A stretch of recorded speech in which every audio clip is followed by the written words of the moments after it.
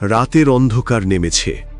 ব্যস্ত বাসস্ট্যান্ড তখনও আলো আর মানুষের ভিড়ে গমগম করছে। হঠাৎ এক তরুণী শৌচাগারের ভেতরে ঢোকে আর কখনো বেরিয়ে আসে না। পুলিশ এসে দেখে মাটিতে লুটিয়ে পড়া এক দেহ। চোখ অস্বাভাবিকভাবে বড় হয়ে আছে, ঠোঁটে নীলচে দাগ। মৃত্যুর কারণ একটি ছোট্ট বড়ি। সেই বড়িতেই ছিল সায়ানাইড।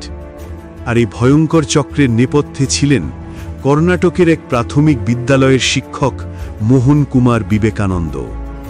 দিনে বাচ্চাদের গণিত শেখাতেন, রাতে নিরীহ তরুণীদের প্রেমের ফাঁদে ফেলে খুন করতেন। 2003 থেকে 2009 সালের মধ্যে কমপক্ষে 20 জন নারী তার শিকার হন। আর এই ভয়ঙ্কর অপরাধের কারণে তিনি আজ পরিচিত সায়ানাইড মোহন নামে। কিন্তু প্রশ্ন হচ্ছে, কিভাবে একজন শিক্ষক ঠান্ডা মাথায় এমন নির্মম খুন করতে পারল? কেন সমাজের দুর্বল প্রথা আর যৌতুকের বোঝা এত নারীর জীবন কেড়ে নিল? আর কিভাবে আইন তাকে অবশেষে ধরল? আজ আমরা দেখব সায়ানাইড মোহনের সেই রক্ত শীতল কাহিনী, তার অপরাধের ধাপ ধাপ বিশ্লেষণ, আর এর পেছনে লুকিয়ে থাকা সমাজের অন্ধকার সত্য। সিরিয়াল কিলারদের নিয়ে আমরা সাধারণত ভাবি কোনো অশিক্ষিত, সমাজবিমুখ, অদ্ভুত মানুষ। কিন্তু মোহন কুমার সেই ধারণাকে একেবারে ভেঙে দেয়। তিনি 1980 থেকে 2003 সাল পর্যন্ত কর্ণাটকের দক্ষিণ কন্নড় জেলায় এক প্রাথমিক বিদ্যালয়ে শারীরিক শিক্ষা ও গণিত পড়াতেন। সহকর্মী আর প্রতিবেশীদের কাছে তিনি ছিলেন শান্ত, মার্জিত, শিক্ষিত একজন মানুষ। বাচ্চাদের খেলাধুলা শেখানো, স্কুলে উপস্থিত থাকা, এমনকি ক্লাসে ছাত্রছাত্রীদের সামনে স্নেহশীল শিক্ষক, সবই তার চরিত্রের অংশ ছিল। কিন্তু এই নিরীহ মুখোশের আড়ালে তৈরি হচ্ছিল এক নৃশংস খুনির মানসিকতা। তার ব্যক্তিগত জীবন ছিল ব্যর্থতা আর অস্থিরতায় ভরা। শিক্ষকতার চাকরির স্থায়িত্ব না থাকা, সামাজিক শিক্ষিতের অভাব আর নারীদের সঙ্গে সম্পর্কের জটিলতা, এই হতাশা, মানসিক বিকৃতি আর ক্ষমতার নেশায় ধীরে ধীরে তাকে ঠেলে দেয় খুনের পথে। সে বুঝতে পারে সমাজের একটা বড় দুর্বল দিক আছে, যৌতুক প্রথা। অসংখ্য নারী বিয়ের জন্য পাত্র পাচ্ছিল না, কারণ তারা যৌতুক দিতে পারত না। এই সামাজিক যন্ত্রণাকেই মোহন তার অপরাধের হাতিয়ার বানালো। নিজেকে সে উপস্থাপন করতে লাগল একজন ত্রাতা, একজন সরকারি কর্মচারী যে যৌতুক ছাড়াই বিয়ে করবে। কিন্তু সেই প্রতিশ্রুতির শেষ গন্তব্য ছিল শৌচাগারের মেঝেতে নিথর দেহ। সিরিয়াল কিলাররা সাধারণত একটা প্যাটার্ন বা ধাঁচে অপরাধ করে, আর সায়ানাইড মোহনের ক্ষেত্রেও সেই ধাঁচটা ছিল স্পষ্ট। সে জানত সমাজের কোথায় ফাঁক আছে, আর সেই ফাঁক দিয়ে কিভাবে প্রবেশ করতে হয়। মোহনের চোখ সব সময় খুঁজে ফিরত আর্থিকভাবে দুর্বল পরিবার, যাদের বিয়ে হচ্ছে না যৌতুক না দিতে পারার কারণে, অথবা যারা জীবনের ব্যর্থতা আর হতাশায় ভুগছে। এই তরুণীরা সমাজে ছিল সবচেয়ে অসহায় অবস্থানে। তাদের পরিবারে বিয়ের চাপ, আত্মীয় স্বজনের প্রশ্ন আর চারপাশের লজ্জা তাদের মনকে দুর্বল করে রেখেছিল। ঠিক এই দুর্বলতাকেই মোহন তার সবচেয়ে বড় অস্ত্র বানালো। সে এগিয়ে আসত এক ত্রাতার মতো, মুখে মিষ্টি হাসি, গলায় আত্মবিশ্বাস। আমি সরকারি চাকরি করি, আমি তোমাকে বিয়ে করব, কোনো যৌতুক লাগবে না। একজন নারী যে বছরের পর বছর প্রত্যাখ্যাত হয়েছে কেবল যৌতুক দিতে না পারার কারণে, তার কাছে এই প্রতিশ্রুতি ছিল মুক্তির মতো। আর সেই মুহূর্তে মোহন হয়ে উঠত তাদের ভরসা। বিশ্বাস গড়ে ওঠার পর মোহনের পরের পদক্ষেপ ছিল সুপরিকল্পিত। সে ভুক্তভোগীকে নিয়ে যেত বাড়ি থেকে বহু দূরে কোনো অপরিচিত শহরের হোটেলে। সেখানে রাত কাটত মধুর প্রতিশ্রুতি আর ভবিষ্যতের স্বপ্নে। কিন্তু সকালে সেই স্বপ্ন ভেঙে যেত চিরতরে। মোহন ভিকটিমকে নিয়ে যেত বাস স্ট্যান্ডে। সে বলতো, আমরা তো এখন রেজিস্ট্রি করে স্বামী স্ত্রী হয়েছি, এখন বাড়ি ফিরতে হবে, কিন্তু গয়না পরে যাওয়া নিরাপদ নয়, এগুলো হোটেল রুমেই রেখে আসো। নারীরা সরল বিশ্বাসে তার কথা মানত। এভাবেই তাদের শেষ অবলম্বন গয়না আর সম্পদ মোহনের হাতে চলে যেত। এরপর সে দিত একটি বড়ি, এটা গর্ভনিরোধক, এখন খেলে কোনো অসুবিধে হবে না। আসলে সেটাই ছিল সায়ানাইডে ভরা বিষের বড়ি। মোহন ভিকটিমকে বলতো, শৌচাগারে গিয়ে খেয়ে নাও, কারণ এর পার্শ্ব প্রতিক্রিয়ায় একটু বমি আসতে পারে। আর সেই শৌচাগারের চার দেয়ালের মধ্যেই নিভে যেত এক একটা প্রাণ। চোখ উল্টে যেত, নিঃশ্বাস থেমে যেত, মৃত্যু হতো কয়েক মিনিটের মধ্যেই। এদিকে মোহন শান্তভাবে হোটেলে ফিরে গিয়ে গয়না ও টাকা সংগ্রহ করত। কোনো ভয় নেই, কোনো দুশ্চিন্তা নেই, কারণ বাইরে থেকে দেখলে মনে হতো এই নারীটা নিজেই আত্মহত্যা করেছে। এই মোডাস অপারান্ডি প্রমাণ করে মোহন শুধু খুনি নয়, সে ছিল এক মনস্তাত্ত্বিক জাদুকর।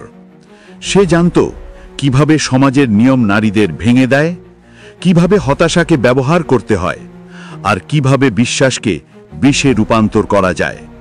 নারীদের সামাজিক দুঃখ কষ্ট, যৌতুকের অভিশাপ আর ভালোবাসার আকাঙ্ক্ষা সব মিলিয়ে তৈরি হয়েছিল এক ফাঁদ, আর সেই ফাঁদের নাম ছিল সায়ানাইড মোহন। সিরিয়াল কিলারদের অপরাধ সবসময় আলাদা আলাদা ঘটনায় ছড়িয়ে থাকে, এক জায়গায় নয়, এক সময়েও নয়। এটাই তাদের ভয়ঙ্করতা। ঘটনাগুলো এত বিচ্ছিন্ন যে সমাজকে কাকতালীয় ভেবে ভুল করে। সায়ানাইড মোহনের ক্ষেত্রেও তাই হলো। 2003 থেকে 2009 সালের মধ্যে অন্তত 20 জন নারী অদ্ভুতভাবে নিখোঁজ বা মৃত অবস্থায় পাওয়া গেল। কেউ শৌচাগারে, কেউ রাস্তায়, কেউ হোটেলের কাছে। আর প্রত্যেকটির মৃত্যু ছিল একইভাবে, একটি অজানা বড়ি খাওয়ার পর হঠাৎ মৃত্যু। 2006 সালের জানুয়ারি 23 বছর বয়সী আরতি নায়েক মোহনের ফাঁদে পড়ে সে যায় এক হোটেলে। পরদিন সকালে হোটেলের শৌচাগারে তার মৃতদেহ পাওয়া যায়। পুলিশ নথিভুক্ত করল এটিকে আত্মহত্যা হিসেবে। কোনো সন্দেহই জাগল না, কারণ শরীরে আঘাতের চিহ্ন ছিল না।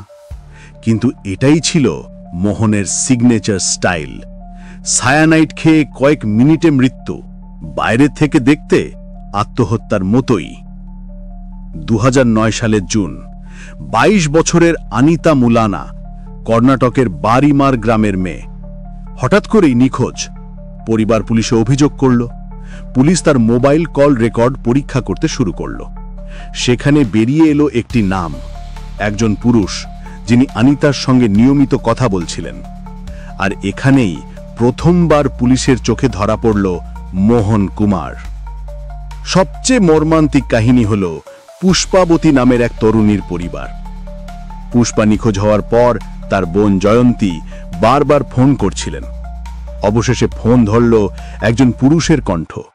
সে বলল, পুষ্পা এখন আমার স্ত্রী, খুব শীঘ্রই আমরা তোমাদের বাড়িতে আসব উপহার নিয়ে। পরিবারের বুক কেঁপে উঠল। কিন্তু দিন কেটে গেল, কেউ এলো না। শেষ পর্যন্ত জানা গেল পুষ্পার দেহ পাওয়া গেছে এক শৌচাগারে। এই খবরে পুষ্পার মা সেশাম মা স্ট্রোক করেন। আজও তিনি আর সুস্থ হতে পারেননি। পরিবার কেবল প্রিয়জনকে হারায়নি, সমাজ থেকেও পেয়েছিল তীব্র কলঙ্ক। যেন অপরাধীর শাস্তি মেলে পড়ে, কিন্তু ভিকটিমের পরিবার তৎক্ষণাৎ সমাজের অবজ্ঞার শিকার হয়। পুলিশ তদন্ত চালাতে চালাতে একটা অদ্ভুত ব্যাপার টের পেল। অনিতা মুলিয়ার ফোন ব্যবহার করছে অন্য কেউ। ট্র্যাক করতে করতে পুলিশ পৌঁছে গেল মোহন কুমারের কাছে। 21 অক্টোবর 2009 অবশেষে গ্রেফতার হলো সেই মানুষ যাকে কেউ ভাবত শান্তশিষ্ট শিক্ষক, কিন্তু যিনি আসলে ছিলেন এক ঠান্ডা মাথার সিরিয়াল কিলার। এই মামলার অদ্ভুত দিক হল অনেক সংবাদ মাধ্যম ভিন্ন ভিন্ন সময় ভিন্ন ভিন্ন দাবি করেছে। কেউ বলেছে 2015 সালে নাকি ইন্দোনেশিয়াতে ধরা পড়েছিল, কিন্তু নির্ভরযোগ্য দলিল অনুযায়ী সত্যি হল 2009 সালের অক্টোবরেই তাকে গ্রেফতার করা হয়। এমন অসঙ্গতি প্রমাণ করে তথ্য যাচাই না করলে ইতিহাস বিকৃত হয়। আর সিরিয়াল কিলারের মতো গুরুত্বপূর্ণ মামলায় এমন ভুল মানে মানুষের স্মৃতিতেই বিকৃতি। যখন একজন সিরিয়াল কিলার ধরা পড়ে, তখন মানুষের চোখে ভেসে ওঠে এক ভয়ঙ্কর, উন্মাদ বা অস্বাভাবিক চেহারা। কিন্তু সায়ানাইড মোহন ছিল একেবারে উল্টো। আদালতের ঘরে ঢুকত সে, চুল সযত্নে আঁচড়ানো, বুক পকেটে কলম, হাতে নোটবুক। বিচারকের সামনে দাঁড়িয়ে শান্ত, আত্মবিশ্বাসী ভঙ্গি। প্রায়শই নিজের মামলাও নিজেই লড়ত। কারাগারে বসে সে পড়ত আইন বিষয়ক বই আর নিজেকে বর্ণনা করত অধ্যাপক, আইনজীবী, যেন সে কোনো অপরাধী নয়, বরং এক বুদ্ধিজীবী। এই আচরণ ছিল তার মুখোশ। বাইরে থেকে দেখলে কেউ কল্পনাও করতে পারত না এই শান্ত মুখের আড়ালে লুকিয়ে আছে এক নির্মম খুনি। সবচেয়ে ভয়ঙ্কর দিক হল সে তার অপরাধের জন্য কোনো অনুশোচনা দেখায়নি। আদালতে দাঁড়িয়ে সে দাবি করেছিল, আমি কাউকে হত্যা করিনি, আমি শুধু গর্ভনিরোধক বড়ি দিয়েছিলাম। যারা হতাশ হয়েছিল তারাই আত্মহত্যা করেছে। এমনকি সে বলতো, যেসব মেয়েরা আমাকে প্রত্যাখ্যান করেছে তারা প্রেমভঙ্গের যন্ত্রণায় আত্মঘাতী হয়েছে। অর্থাৎ নিজের দোষ স্বীকার করার বদলে সে দায় চাপিয়ে দিত ভুক্তভোগীদের ওপরেই। এটাই একজন সিরিয়াল কিলারের ক্লাসিক বৈশিষ্ট্য। অপরাধের পর কোনো অনুশোচনা নেই, ভিকটিমদেরই দোষারোপ করা আর নিজেকে নির্দোষ প্রমাণের মরিয়া চেষ্টা। মনোবিজ্ঞানীরা বলেন, মোহন ছিলেন এক সাইকোপ্যাথ। তার মধ্যে সহানুভূতির কোনো স্থানই ছিল না। একটি প্রাণ ধ্বংস হওয়া তার কাছে ছিল কেবল একটি ঘটনা, কোনো অপরাধ নয়। সে নারীদের দেখত এক একটি অবজেক্ট হিসেবে। তাদের বিশ্বাস, ভালোবাসা আর স্বপ্নকে সে ব্যবহার করত শুধু নিজের লোভ মেটাতে। সবচেয়ে ভয়ঙ্কর দিক হল সে কখনো ভয় পেত না, কখনো অপরাধ বোধে ভুগত না, বরং প্রতিটি খুনের পর আরও আত্মবিশ্বাসী হয়ে উঠত। দিনে শিক্ষক, ছাত্রদের সামনে সদাশয় মানুষ, সমাজের চোখে এক নিরীহ চরিত্র। কিন্তু রাতে শান্তভাবে পরিকল্পনা করা, নারীদের ফাঁদে ফেলা আর একের পর এক প্রাণ কেড়ে নেওয়া, এই বৈপরীত্যই সায়ানাইড মোহনকে আলাদা করে তুলেছিল। সে ছিল ভদ্রলোকের মুখোশে খুনি, আর এই দ্বৈত চরিত্রই তাকে আরও ভয়ঙ্কর করে তুলেছিল। 2009 সালে গ্রেফতারের পর পুলিশ তার বিরুদ্ধে ভয়ঙ্কর সব প্রমাণ হাতে পায়। প্রতিটি ভিকটিমের বয়ান মিলছিল একই কায়দার সঙ্গে। বিয়ের প্রতিশ্রুতি, বাসস্ট্যান্ডে নিয়ে যাওয়া, সায়ানাইড মিশিয়ে হত্যা। পুলিশ তার কাছ থেকে উদ্ধার করে সোনার গয়না, সায়ানাইড ভর্তি বোতল এবং কয়েকজন ভিকটিমের ব্যাগ। এগুলোই আদালতে তার বিরুদ্ধে সবচেয়ে বড় প্রমাণ হয়ে দাঁড়ায়। কোডাগু জেলার সেশনস কোর্টে প্রথম মামলায় সায়ানাইড মোহনকে হাজির করা হয়। তদন্তে স্পষ্ট হয়েছিল সে ঠান্ডা মাথায় অন্তত 20 জন নারীকে হত্যা করেছে। 2013 সালে আদালত ঘোষণা করেন, এটি একটি দুর্লভতম অপরাধ, এর শাস্তি কেবলমাত্র মৃত্যুদণ্ড। এই রায়ে আদালতের ভিতরে করতালির ঝড় ওঠে। ভিকটিমদের পরিবার মনে করেছিল অবশেষে ন্যায় বিচার হলো, নির্মম খুনি তার প্রাপ্য শাস্তি পেল। কিন্তু গল্প এখানেই শেষ হয়নি। মোহন হাইকোর্টে আপিল করে। 2014 সালে কর্ণাটক হাইকোর্ট তার মৃত্যুদণ্ড পরিবর্তন করে আজীবন কারাদণ্ডে রূপান্তর করে। হাইকোর্টের যুক্তি ছিল, যদিও অপরাধ গুরুতর, তবু এটি rarest of the rarest case নয়, তাই মৃত্যুদণ্ড নয়, বরং আজীবন কারাবাসী যথেষ্ট। এই রায়ে ভিকটিম পরিবারের মধ্যে ক্ষোভ ছড়িয়ে পড়ে। অনেকে বলেছিলেন, যে মানুষ 20টি প্রাণ কেড়ে নিয়েছে তার জন্য শুধু আজীবন কারাদণ্ড যথেষ্ট নয়। মোহন আবারও লড়াই চালিয়ে যায়। 2017 সালে মামলাটি পৌঁছায় সুপ্রিম কোর্টে। সুপ্রিম কোর্ট হাইকোর্টের রায় বহাল রাখে। ফলাফল, সায়ানাইড মোহনকে মৃত্যুদণ্ড থেকে বাঁচিয়ে দেওয়া হয়, কিন্তু তাকে কাটাতে হবে সারা জীবন জেলের অন্ধকারে। সবচেয়ে অদ্ভুত ছিল, আদালতের প্রতিটি রায় ঘোষণার সময়ও তার মুখে ছিল শান্ত, নির্লিপ্ত অভিব্যক্তি। কোনো কান্না নেই, অনুশোচনা নেই, ভয় নেই, বরং মাঝে মাঝে হাসি, যেন বিচারক, আইনজীবী, পুলিশ সবার সঙ্গে সে একটা বুদ্ধির খেলা খেলছে। এই ঠান্ডা মাথার ভঙ্গি তাকে আরও ভয়ঙ্কর করে তুলেছিল। সায়ানাইড মোহনের প্রতিটি শিকার ছিল কোনো না কোনো পরিবারের অমূল্য সন্তান। কেউ ছিল একমাত্র মেয়ে, কেউ ছিল সংসারের ভরসা, আবার কেউ ছিল দারিদ্র্য থেকে মুক্তি পাওয়ার স্বপ্ন। এক মা বলেছিলেন সাংবাদিকদের, আমার মেয়েটা বলেছিল এবার সে সুখী হবে, বিয়ে করে নতুন সংসার গড়বে। আমি বুঝিনি ওই কথাটাই হবে আমার মেয়ের শেষ কথা। এক বাবা কাঁদতে কাঁদতে বলেছিলেন, আমি ভেবেছিলাম মেয়ের বিয়েতে হয়তো শঙ্খ বাজবে, অথচ আমি তাকে চিতায় তুললাম। মোহন ইচ্ছে করেই বেছে নিত অসহায় আর গরিব পরিবারকে, কারণ সে জানত গরিব মানুষ পুলিশের কাছে যাবে না, মামলা লড়ার মতো টাকা তাদের নেই, সমাজও সহজে তাদের পাশে দাঁড়াবে না। এই এক পরিকল্পিত মানসিকতা ভেঙে দিয়েছে অসংখ্য পরিবারের জীবন। অনেক ভিকটিমের ভাই বোনেরা বলেছে, আমাদের দিদি বা বোন বাড়ি থেকে বেরিয়েছিল বিয়ের স্বপ্ন নিয়ে, কয়েকদিন পর আমরা শুধু তার নিষ্প্রাণ দেহ পেয়েছিলাম। এই বোনেদের মৃত্যু শুধু পরিবার নয়, গোটা গ্রামকেও নাড়িয়ে দিয়েছিল, কারণ প্রত্যেকেই বুঝতে পেরেছিল সামান্য বিশ্বাস, সামান্য স্বপ্ন আর এক দানবীয় মানুষ, এগুলোই যথেষ্ট ছিল একটি প্রাণ শেষ করার জন্য। মোহনের কাহিনী প্রকাশে আসার পর সমাজে শুরু হয়েছিল ভয় আর অবিশ্বাসের ছায়া। অনেক পরিবার আর বাইরে থেকে আসা বরপক্ষ বিশ্বাস করতে পারত না। গ্রামে গ্রামে ছড়িয়ে পড়েছিল গুজব, যদি সেই লোকটাই হয় সায়ানাইড মোহন। এমনকি সাধারণ মেয়েরাও পর্যন্ত বলতে শুরু করেছিল, আমরা কারোর সঙ্গে একা দেখা করব না, বিয়ে মানেই ভয়। মোহন শুধু প্রাণ কেড়ে নেয়নি, সে কেড়ে নিয়েছিল সমাজের বিশ্বাস। আজও ভিকটিমদের পরিবারে আছে অপূরণীয় শূন্যতা। কারাগারে সায়ানাইড মোহন বেঁচে আছে, কিন্তু যেসব পরিবার তাদের মেয়েকে হারিয়েছে তাদের কাছে প্রতিদিনই নতুন করে জন্ম নেয় একটা মৃত্যু। এক মা শেষবার বলেছিলেন সাংবাদিকদের, আমরা শাস্তি চাই না, শুধু চাই আমাদের মেয়েদের যেন মানুষ মনে রাখে। আজ সায়ানাইড মোহন আছে কর্ণাটকের এক কারাগারে। তার মাথার চুল পাকা শুরু করেছে, কিন্তু চোখের ভেতরে এখনও আছে সেই একই ঠান্ডা নির্লিপ্ততা। সে জেলে দিন কাটায়, বই পড়ে, আইন নিয়ে পড়াশোনা করে, কখনো কারারক্ষীদের সঙ্গে বিতর্ক করে, কখনো আবার নিজের মামলার কাগজপত্র ঘাটে।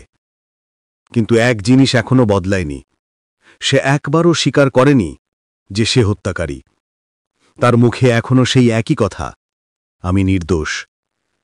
আইনের চোখে সে বেঁচে গেছে মৃত্যুদণ্ড থেকে, কিন্তু আসল সত্য হল তার জীবনটাই এখন এক আজীবন কারাবাস।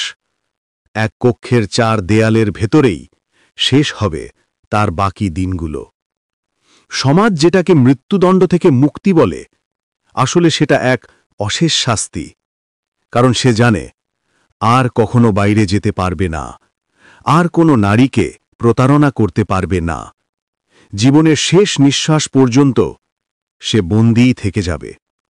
সায়ানাইড মোহনের কাহিনী আমাদের সামনে এক নির্মম সত্য তুলে ধরে।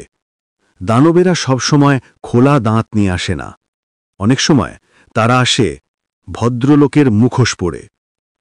এই কেস শেখায়, অচেনা কারো অযাচিত বিশ্বাস করবেন না। নিরাপত্তার প্রশ্নে পরিবারকে সব কথা জানান, আর সমাজকে অবশ্যই গরিব মানুষের পাশে দাঁড়াতে হবে। কারণ যেদিন সমাজের প্রান্তিক মানুষ ভরসাহীন হয়ে পড়ে, সেদিনই তাদের উপর ভয়ঙ্কর শিকারীরা আঘাত হানে। হয়তো মোহনকে শাস্তি দিয়ে সব হারানো প্রাণ আর ফিরবে না, কিন্তু প্রতিটি রায়, প্রতিটি বিচার সমাজকে মনে করিয়ে দেয় যে আইন এখনো বেঁচে আছে। ন্যায় বিচার হয়তো দেরি করে আসে, কিন্তু আসে অবশ্যম্ভাবী ভঙ্গিতেই। একজন প্রাইমারি স্কুল টিচার যে দিনে শিশুদের শেখাত যে সততাই মানুষের সবচেয়ে বড় গুণ, সে রাতে নিজেই বুনত অসততা আর মৃত্যুর জাল। সায়ানাইড মোহন নামটা তাই শুধু একজন খুনির পরিচয় নয়, এটা এক অন্ধকার প্রতীক যা আমাদের শেখায় মুখোশ দেখে কখনো কাউকে বিশ্বাস করা যায় না। আজ মোহন কারাগারের ভেতরে, কিন্তু তার ছেড়ে যাওয়া শিক্ষা সমাজকে বারবার মনে করিয়ে দেয় যে সতর্ক থাকো, সচেতন থাকো, আর মনে রেখো, দানব সবসময় দানবের চেহারায় আসে না। যদি মনে করেন এই ভিডিও থেকে কিছু শিখলেন, তাহলে লাইক, সাবস্ক্রাইব করুন, কারণ এমন অন্ধকার গল্পগুলো সমাজকে জানানো আমাদের দায়িত্ব।